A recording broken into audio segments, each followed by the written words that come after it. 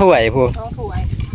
2 จานของป้านี่ของน้องไผ่คนละจานคนต้มไว้ให้แล้วทางนี้ก็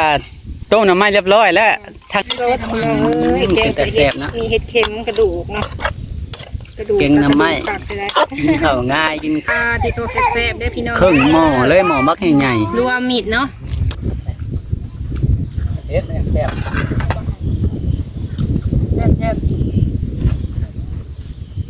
ตัวหยาบถ้ายุ่งข้าวเลยหัวกับเพพังเบิดเลยลูก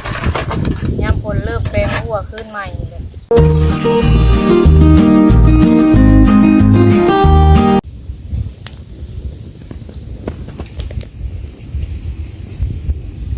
โดยกล่าวสบายดีสวัสดีเด้อพ่อแม่พี่น้องเบิดสุขุสุขคนเด้อโดยมาพบพ่อกับน้องลาตีเด้อพี่น้องมื้อนี้กะมาเปิดคลิปกับป้าแล้วเปิดเนาะพี่น้องสบายดีเด้อพี่น้องไม่ได้เห็นกันโดนเติมเลยพี่น้องมื้อนี้ก็เลยเอาหน่อไม้มาแกงพี่น้องไงแล้วก็น้องไผ่กินฮอดน้องไผ่มาแกงหน่อไม้จุกินแล้วก็ตำบักหุ่งเนาะตำบักหุ่งเพราะว่าเอฟซีเพิ่นก็จะเห็นพี่น้องว่าทางป้าเพิ่นเฮ็ดหยังเด้ว่าพี่น้องเนาะก็เลยว่าเรียกอยู่เพื่อนช่วงนี้เพิ่นจะกลัวหญ้าเนาะพี่น้องฝนตกแล้วก็หญ้าขึ้นหลายยันมันหกยันยุงลายก็เลยกลัวก่อนโดยเต็มเลยพี่น้องไอ้ฝนตกแน่ต้องได้กลัวดุๆเนาะโดยแมงวันนี่ก็จักมาแต่ไสแมงวันหลายพี่น้องเนาะเด้นี่อันบ่ได้มีบ่หน่อไม้เนาะต้มเรียบร้อยเลยอันนี้สิเป็นหมักหุ่งแม่นสิมาแกงหน่อไม้ตำบักหุ่งเนาะมื้อนี้พอดีเลยเสียหญ้าเมื่อยๆน้องไผ่มาแกงหน่อไม้สุกินแม่โดนๆได้พี่น้องจังได้เห็นเนาะ11-12 โมงอะไรแบบนี้กันแม่จังได้กะเดียวก็สิไปแกงเลยพี่น้องแต่ว่าสิขัวหมูก่อนเนาะขัวกระดูกพี่น้องไปซื้อผัดบ่มีซีนมีแต่กระดูกป้าก็สินั่งท่าเลยวันนี้ให้เพิ่นนั่งเอาลูกท่าเนาะเพราะว่ามื้อนี้เพิ่นบ่อยากอยู่ปานใดพี่น้องมื้อลิ้นก็เบื่อแล้วบัดนี้อะไรแมงวันก็หลายๆพี่น้องจักมาจังได๋แมงวันป่าแม่นออกมาจากป่าสิใส่เผ็ดแดงสูตรผักเนาะประมาณใหญ่เนาะประมาณใส่จังหน่อยบ่ใส่เผ็ดบ่ได้สิหาหน่อยก็พอแล้วตื่มกันเนาะเจ็บกระเพาะว่ะทางนั้นก็อันนี้ขัวกระดูกพี่น้องแม่ด้วยแท้สบายดีก่อนอย่าพามาดูสบายดีเด้อลิ้นโอ้ยเป่าเก่งได้พี่น้องมือได้เป็นอารมณ์บอดี้กะเงียบหน่อยนึงเพิ่นอยากไปตำข้าวเบื่ออะไรให้เพิ่นกินเดี๋ยวเพิ่นมาเห็ดนะเห็นผู้ใหญ่เห็ดแล้วเพิ่นก็อยากตำข้าวเบื่อก็อยากเก็บน้ำเลยให้ลิ้นชาพดเลยบอกคุณนมมันเลยคือจะคนไงมาดังไพ่อยู่ดังบ้านสุกแล้วบ่ตัวกระดูกหมูให้มันหอมแกงน้ำไม้มันจังแซ่บสีสุกแล้วยังไงนี่ยังไงก็เอานางมาใส่ข้าวเบื่อลงพัดอมนะขวดใส่ข้าวเบื่อขวดใส่น้ำกระแดกนะอย่าไปเฮ็ดลูก1 กล่องก็ยังเงียบๆแน่ช่วงนั้นยิ้วข่าวบ่ยิ้วข่าวที่พุ่นข้าวแล้วเที่ยวลิ้นเลยบูนน้ำยานาเที่ยวย่องเองแน่เนาะเราเก่งได้เป็นย่องยานางพอเลยสำนึกเก็บสุดๆอย่าลิ้นลูกพี่ทิมงอกพี่เพ่งเห็ดเทหันมันเกลื่อนเขาเบิ่งก็น่าเอาในนี้ก็น่าเสียดายตัวพี่เล็กหมังไม้มาอันนั้นเนาะพ่อก็บ่ถือแล้วหน่อไม้น่ะ2 ถ้วยผู้2 ถ้วย2 จานของป้านี่ของน้องไผ่คนละจานคนต้มไว้ให้แล้วทางนี้ก็ต้มน้ำไม้เรียบร้อยแล้วทางหน้าผัดสิมาเชิญพอดีเอาน้ำไม้มาคือกันน้ำไม้มาคือกันเลย2น้ำไม้ถ้าให้อันนูสุกก่อนเนาะไปสิเอาน้ำยานางลงเศษเมนูยังแน่นี่มีส้มตำแล้วก็แกงไม้เป็นอาหารธรรมชาติได้หากระปิดมาแล้วก็ตำโลดหากระปิดมาจากต้นเที่ยวคือใกล้ดิใกล้น้ำยานางลงเลยทีเนาะหัวสุกแล้ว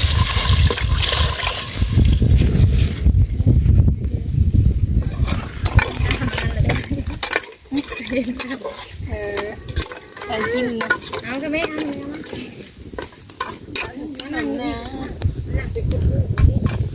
พอ อดีอยู่ห่มหมักเครื่องเนาะเย็นเลย มาแกงอยู่โหมเนาะกินแค่คน พอดีเป็นห่มเปิดจะเทิงเฮ็ด เห็นกระดูกหมู ยอดผักบวบ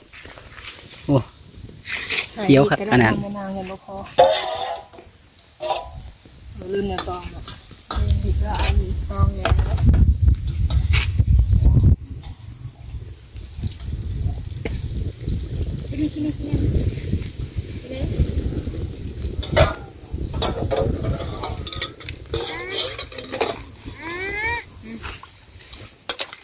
มีเฮ็ดแล้วก็ลองบวชนำ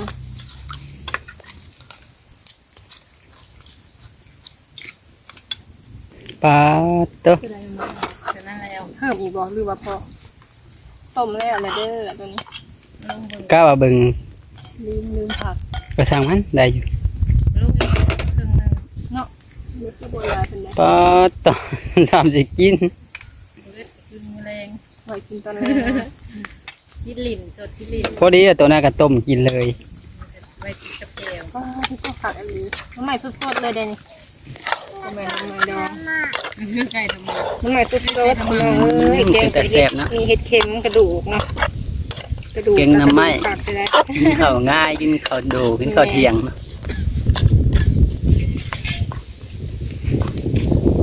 สีดำบางหงน้ำส่วนพักแก้มกับทั้งข่างลกอรรถ ผักแก้มบอกก็คือ พักบงเพิ่นเอามาปลูก เป็นทั้งหลังเพื่อนปลูกไว้เพื่อนมาเก็บ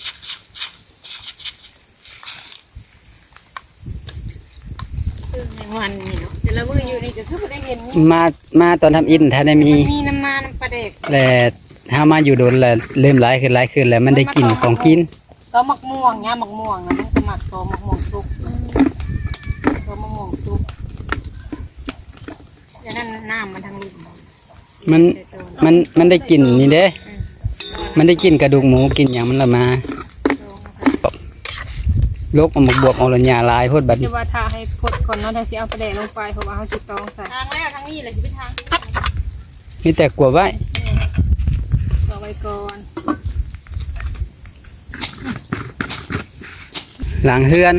มีแต่เครื่องปลูกทั้งนี้มันยังอันนี้มันแก้วปลูกไว้พอ ตาโตมันแก้วทางนะผู้ อันนี้กูมันแก้ว มันแก้วคู่มันเบิดบ่นั่นน่ะ แม่นอะไร ปาโต นี่กระดอกกระเจียวปลูกใหม่นี่ทางนั้นปลูกมะบวบแล้ววันนี้แม่พอมลงแล้วก็มั่งเลยปลูกเนี้ยใหม่ก่อนทางหญ้าทางนี้เร็วหัวหญ้าอยู่คู่มือรถ ล่มลื่นเนาะอังเพื่องเพิ่นนี่กาเป็นตลอดเนาะยังเป็นอยู่เดี๋ยวนี้ รื่องนี่นะพี่น้องกดขัดน้องบันนี่จ้ะหายคนกวนเลยแกงหน่อไม้แซ่บ ปา เด็ดเลยค่ะเด็ดกินแกงหน่อไม้แซ่บที่ตัวแซ่บได้พี่น้อง ครึ่งหม้อเลยหม้อมักใหญ่ รวมมิดเนาะมีกระดูก ๆปา ที่มาใส่ผักไข่แยงน้องบัน แสดงว่าสิเตรียมปรุงนี่เนาะมีผักกระแยงแล้วผู้ ล่างเด้อพี่น้องผักไข่แยงกัน ปาดหลายนี่ผักกระแยงจักพันนี่ 2บ่หรือ3ดิ 2-3,000กีบ แม่ อืม ช่วง หลายเนาะ เนาะเพิ่นก็หายหลายนี่ไปนะไม่ไปเลยดิ่นไปนะไม่นี่แต่ว่าเฮาก็สิไปตำอันบางองค์เนาะบัดนี้เตรียมกินข้าวแล้วพี่น้องหิวข้าวเลยเอาไว้ก่อนเนาะแล้วเพิ่นให้กินถูกยา ผู้ทางหน้าถูกหญ้าแล้วพุ่น สบายดีว่าลูกพุ่นก้องพุ่น บายเชีย อารมณ์ดีบ่เนาะ มีขนมอยู่บ่เนาะ นี่แหละ เออได้ขนมทงใหญ่แล้วสบายดีดุเบิดมื้อเลย สบายดีนั่งลงถ่ายตบมือวันนี้ว้าเชียร์เด้อตำมือหุ่งอยู่ใส่ลงน้ำลงไปบอกทีเด้อดอกเพชรลงไปตบมือกินตามโบราณเนาะพี่น้องน้อยนึงนี่เที่ยวกระยาวะยี่หมดตำมือเฮ็ดบ่เฮ็ด ป้าตัวบรรยากาศนี่เนาะพอดีสิแดดกับบ่แดดสิมืดกับบ่มืด ดูมาเบิ่งใกล้ๆ พอดีแดดบด หน่อยนี่ยืนเบิ่งได้มักเล่นแล้ว อันนี้เขาตีเอาบ่ เป็ดก็มีหน่วยใหญ่เนาะ แม่เผ็ดนะเอาหน่อยไปมันกินข้าวแรกก็สิไปเฮ็ดเวียกแล้วนี่ก็ได้คนหญ้าไปทิ่มในกองหญ้าให้มันเป็น หญ้าปัญหากระถางนั่นนี่ อากาศทางอ้อมบดเลยเพื่อนน่ะบ่ได้มีแบบนี้นะ พอดีเพิ่นทางหญ้าหามากับจวดพอดีพ่อ พอดีอยู่ในนี้ มาผัดมาส่องโมน้ำไม้ยังผดบอกอยู่ทางนี้ก็ถือน้ำไม้มาคือกัน เอ้าพอดีเฮ็ดตอนใจเฮ็ดเอาไม่ต้องน้ำน้อยนะ เอาตอดลงเลยบ่ แม่ไปตอนน้ำ น้ำไม้สุกแล้วแสดงว่าตามแล้วกับปรุงเลยเนาะ ดูไปมันปวดปวดอะไรมันอยากลมเนาะแต่ว่ากับพอดีค่ะ มันกับบถือว่าลบกับพอดีแหละมิดหลายก็ห้อนก็จะแสบอีกบ่พี่น้องสีมือสีมือเรา ก่อน สี ปลาแดกน้ำ สีงามอีหลีน้ำลายไหลแล้ว กบแก้มหุ่นกบแก้มพอแหละพี่น้องบ้านนี้เนาะสิมาตักเลยทำบัวลายเนาะพอดีกินพอดีแซ่บกำลายก็ได้กินบุบพอดียากกันกินอย่างแซ่บอร่อย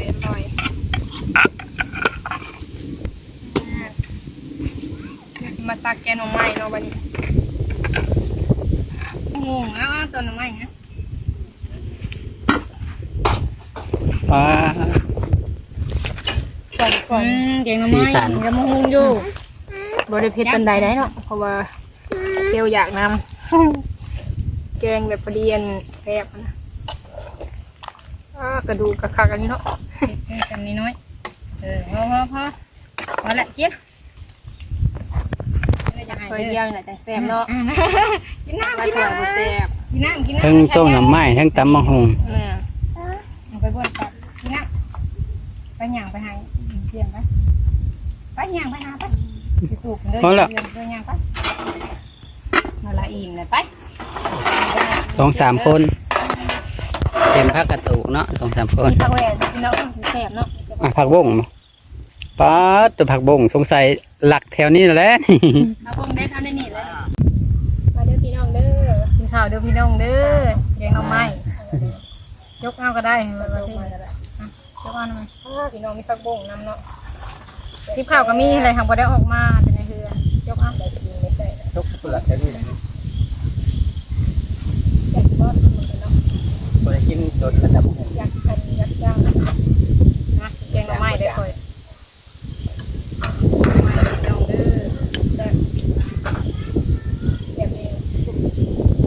ว่าหญ้าอะไรจับกินดินข้าวที่มือว่าหญ้าในส่วนบ่ค่อยเห็นตรงนี้บ่ได้ให้ใครเห็นได้ก็หญ้านี่คือว่าหญ้าอยู่คนเดียวคนอื่นกายมากกับก้มลงเนี่ยเขาดิอีก้อนหน่อไม้นำพี่น้องได้ เฮ็ดเนี่ยแซ่บ เจ็บตัวหยาถ้ายุ่งข่าวเลยหัวกับเพพังเบิดเลยย่ำคนเริ่มเป็นหัวขึ้นใหม่เลยต้นตุกทีมันลมมันกับอันนั้นเนาะเพราะว่าแนวข้างหัวบางมันเข้าเลยใหม่ถ้ายุ่งลมแห้งพวก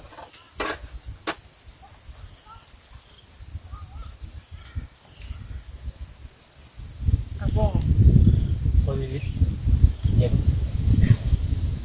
ผมบอกเพื่องตอนมาทำอิฐเนาะเจ้ามาถ่ายคลิปตะกี้เห็นบอกกายไปกันมาก็ไม่น้อยแม่จะบอกเห็นน้อยแล้วกันแล้วตายเนาะ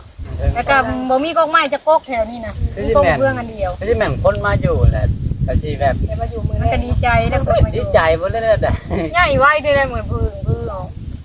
ตะกี้แบบปากงำก็เลยบ่ใหญ่ต้นไม้งำหลายตอนนี้นี่เป็นถึกแสงแดดเด้ ฝนยังเดือดกับตอนมาอยู่ทำอิฐเฮา สูบเนาะอยู่ในนี่แล้วล้างน้ำล้างถ้วยในนี่มันไปกินน้ำแล้วมันใหญ่ไว้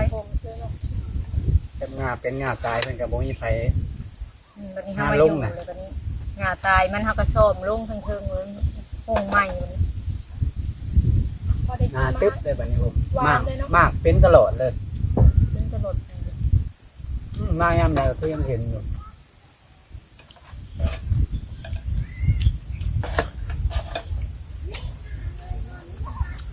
น้องเซลน้องนางมาตลาดว่าเพียงน้องคนเป็นเขาน้องคน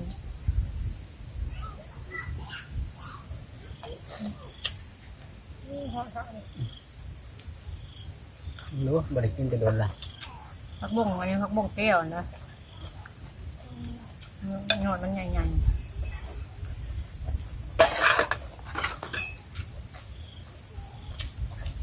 ปักแต่เจ้านี่ก็ติดใช่เนาะ ปรุงไว้สิก็ติดผักบุ้ง ก็กันกะทิเลยล่ะประมาณเดือนหนึ่งพึ่งออกเต็มจะเห็ดอันแนวครอบมันไล่ไปมันหมดเอาไม้มาตีเป็นครอบมันไล่ ดินมันซุ่มฝนตกหน่อยหนึ่งก็หยาขึ้นเต็ม ขอได้ตอนนี้เด้อ ตกอายกินเลยได้ตอนใหญ่บริษัทแบบ ไปก่อนเอา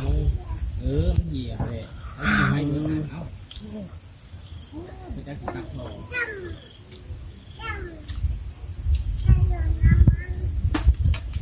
น้ำไม้ไหลออกแล้วบนทางตอนไทย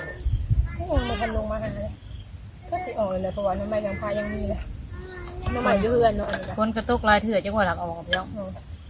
จังหวะเขาหลักเขาหาแล้วไป จับไปหาพอได้แกงกันลูก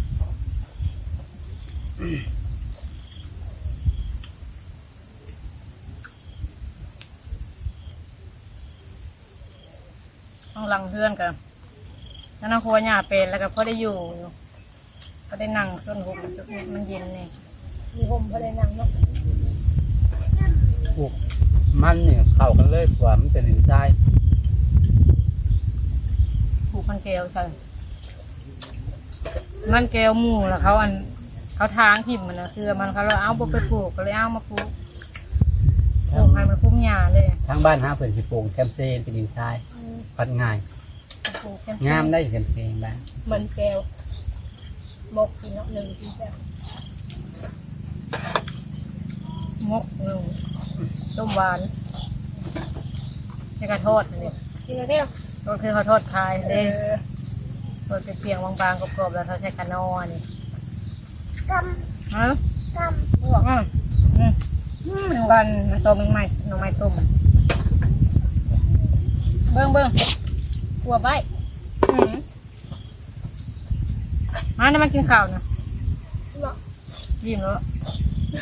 โอ้ยเที่ยวยิ้มละ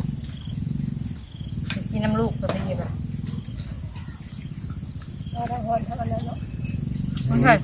นี่เสียงรถเนาะเดี๋ยวปุ่มนี้กระเตาเงียบเดี๋ยวนี้คนอยู่หลาย บอกจะเสียงรถไฟคือแบบไม่ได้เคยได้ยิน วันนี้มื้อนี้วันผิดเนาะ คือบอกเคยได้ยินเสียงรถอันเด่นรถไฟ ผักเรียกแล้ว มันเสียเสียงเหมือนไอ้โทงนะ แม่แล้วรถอันนั้นแดงรถน้องเมย์เมนอยู่เนาะได้ยินเสียง จำซื้อรถหมู่มาเองมาได้เลยวันนี้ ทำได้แล้วคันแดง บอกเร่งแล้วมันดังเนาะก็เราขี่จอดอย่ามันมอด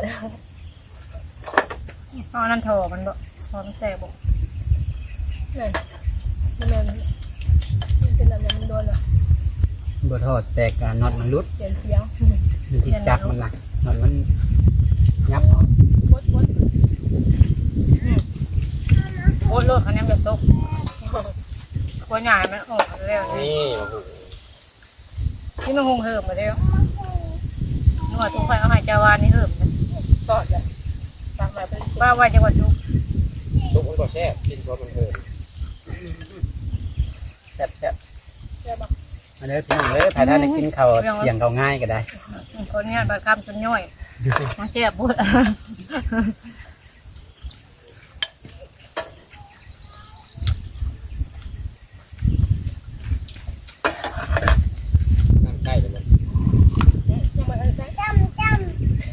องมือรักมาไว้ให้เขาล้างมือห้ามล้างผักห้ามล้างนี่ เพิ่มเหรอจิตใจเจ้าแล้วแก ต้นได้ไปเอาต้นนี้ไปเอา ในหมูเป็นยังใส่พออันนัวเป็นน้ำใสเฮ็ดอยู่จากจางก็เด็กก็ได้ใส่ นี่แหละบ่ให้มือเจ้าเดียวเนาะนอนพี่เนาะนอนพี่เด้อ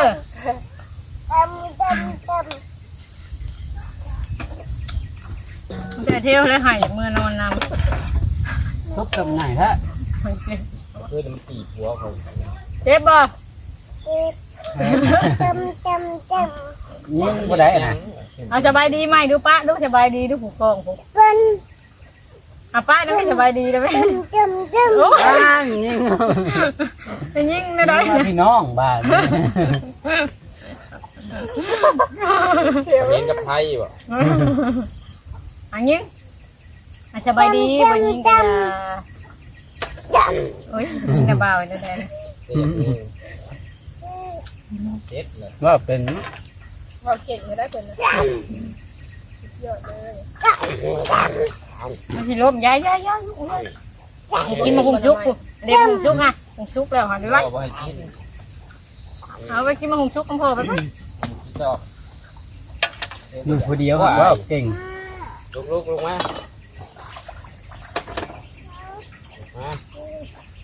เอาแบบใด เอาเก่งเลยภายกายก็เอื้นใช่เอื้นเขาน้องมุกน้องฝนนี่การงอยหัวมุก ยาง เฮ็ด บัง ยัง ก็เอิ้น เนาะ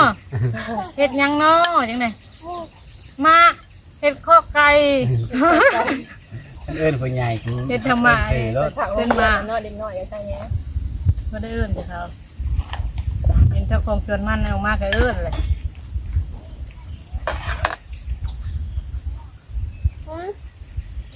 ยังบ่อยากเลยเอาก็เอามา มันให้มันเอาให้บ่เอา